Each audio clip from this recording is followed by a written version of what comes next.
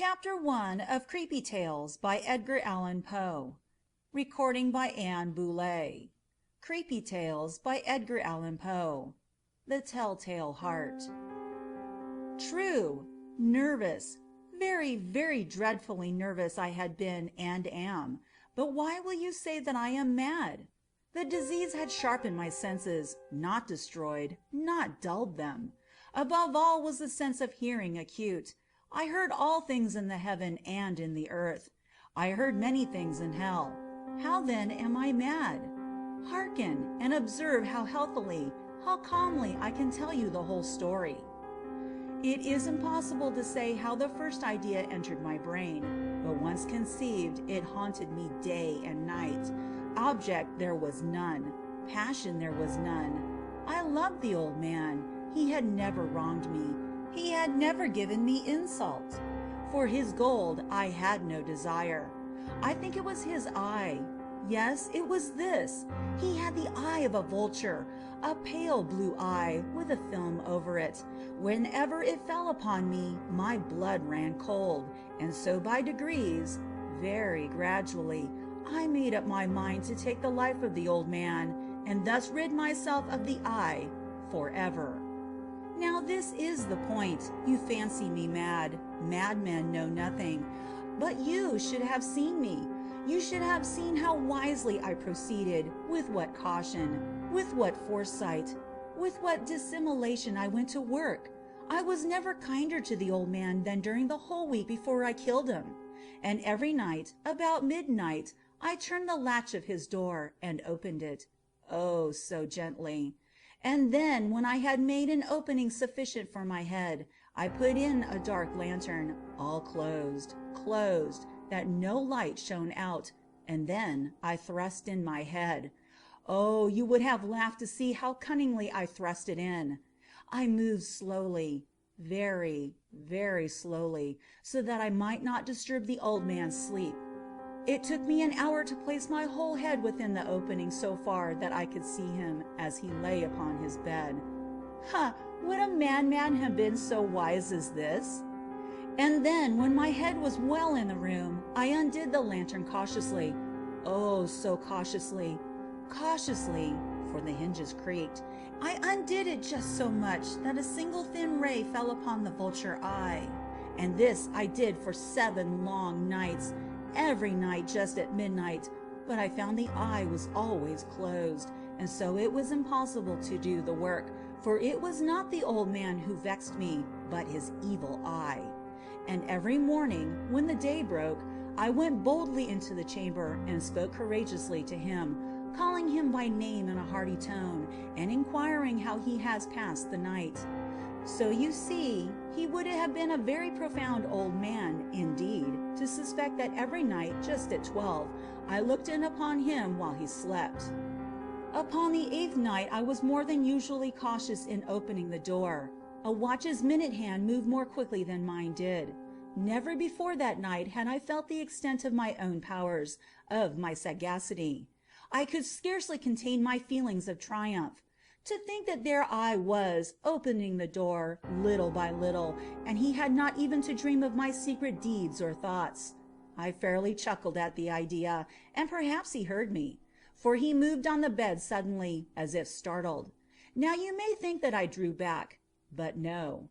His room was as dark as pitch with the thick darkness, for the shutters were close-fastened, through fear of robbers, and so I knew that he could not see the opening of the door, and I kept pushing on it steadily.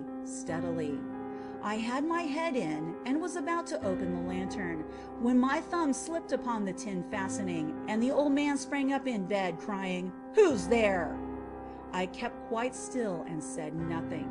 For a whole hour I did not move a muscle, and in the meantime I did not hear him lie down. He was still sitting up in the bed listening, just as I have done, night after night, hearkening to the death watches in the wall. Presently I heard a slight groan, and I knew it was the groan of mortal terror. It was not a groan of pain or of grief. Oh no, it was the low stifled sound that arises from the bottom of the soul when overcharged with awe. I knew the sound well.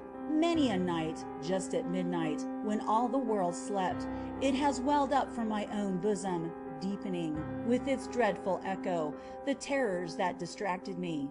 I say I knew it well. I knew what the old man felt, and pitied him, although I chuckled at heart. I knew that he had been lying awake ever since the first slight noise, when he had turned in the bed. His fears had been ever since growing upon him. He had been trying to fancy them causeless, but could not. He had been saying to himself, "It is nothing but the wind in the chimney. It is only a mouse crossing the floor," or "It's merely a cricket which has made a single chirp." Yes, he had been trying to comfort himself with these suppositions, but he had found all in vain. All in vain, because death, in approaching him, had stalked with his black shadow before him and enveloped the victim, and it was the mournful influence of the unperceived shadow that caused him to feel, although he never saw nor heard, to feel the presence of my head within the room. When I had waited a long time, very patiently, without hearing him lie down, I resolved to open a little, a very, very little crevice in the lantern. So I opened it. You cannot imagine how stealthily, until at length a single dim ray, like the thread of the spider, shot from out of the crevice and fell upon the vulture-eye.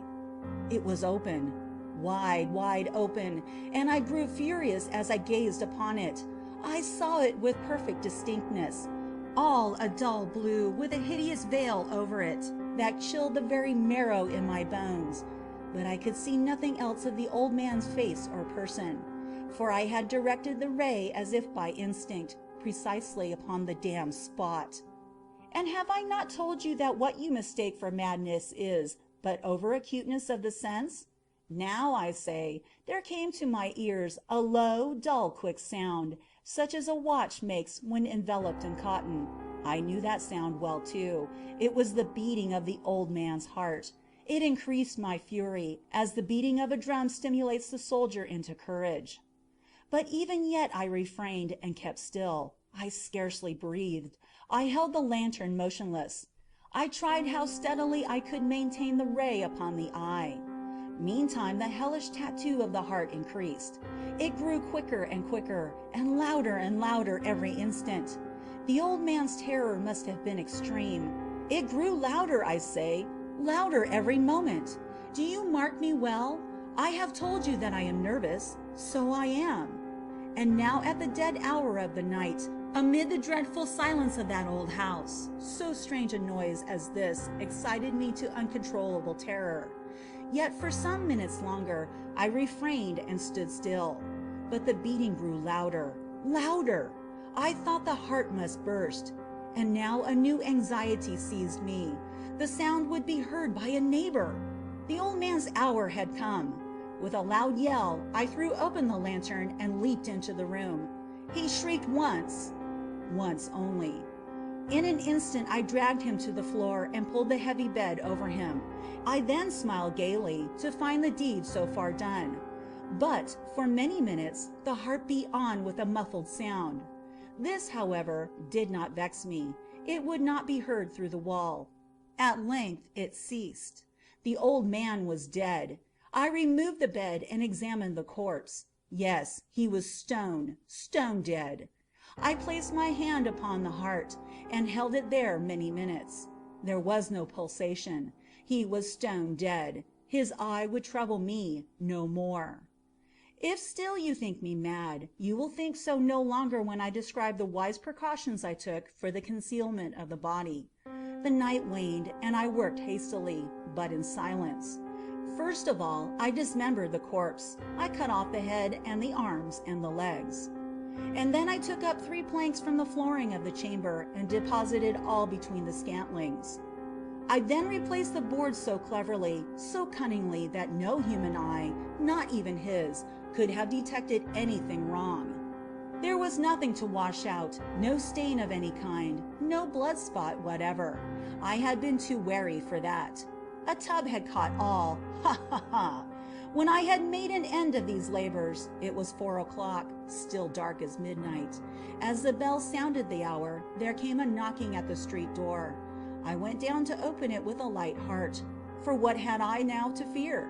There entered 3 men, who introduced themselves, with perfect suavity, as officers of the police. A shriek had been heard by a neighbor during the night. Suspicion of foul play had been aroused. Information had been lodged at the police office, and they, the officers, had been deputed to search the premises. I smiled, for what had I to fear? I bade the gentlemen welcome. The shriek, I said, was my own in a dream. The old man I mentioned was absent in the country. I took my visitors all over the house. I bade them search well. I led them at length to his chamber. I showed them his treasures, secure, undisturbed. In the enthusiasm of my confidence, I brought chairs into the room and desired them here to rest from their fatigues, while I myself, in the wild audacity of my perfect triumph, placed my own seat upon the very spot beneath which reposed the corpse of the victim. The officers were satisfied. My manner had convinced them. I was singularly at ease. They sat, and while I answered cheerily, they chatted of familiar things. But ere long I felt myself getting pale and wished them gone. My head ached, and I fancied a ringing in my ears. But still they sat and still chatted. The ringing became more distinct. It continued and became more distinct. I talked more freely to get rid of the feeling, but it continued and gained definiteness, until at length I found that the noise was not within my ears. No doubt I now grew very pale, but I talked more fluently and with a heightened voice. Yet the sound increased, and what could I do? It was a low, dull, quick sound, much such a sound as a watch makes when enveloped in cotton. I gasped for breath, and yet the officers heard it not. I talked more quickly, more vehemently, but the noise steadily increased. I arose and argued about trifles, in a high key and with violent gesticulations, but the noise steadily increased. Why would they not be gone? I paced the floor to and fro with heavy strides, as if excited to fury by the observations of the men, but the noise steadily increased. Oh God, what could I do? I foamed, I raved, I swore. I swung the chair upon which I had been sitting, and grated it upon the boards. But the noise arose over all and continually increased. It grew louder, louder, louder. And yet the men chatted pleasantly and smiled. Was it possible they heard not? Almighty God, no, no! They heard, they suspected, they knew. They were making a mockery of my horror. This I thought, and this I think. But anything was better than this agony. Anything was more tolerable than this derision. I could bear these hypocritical smiles no longer. I felt that I must scream or die. And now, again, hark, louder, louder, louder, louder. Villains! I shrieked. Dissemble no more. I admit the deed. Tear up the planks. Here, here! It is the beating of his hideous heart. End of The Telltale Heart.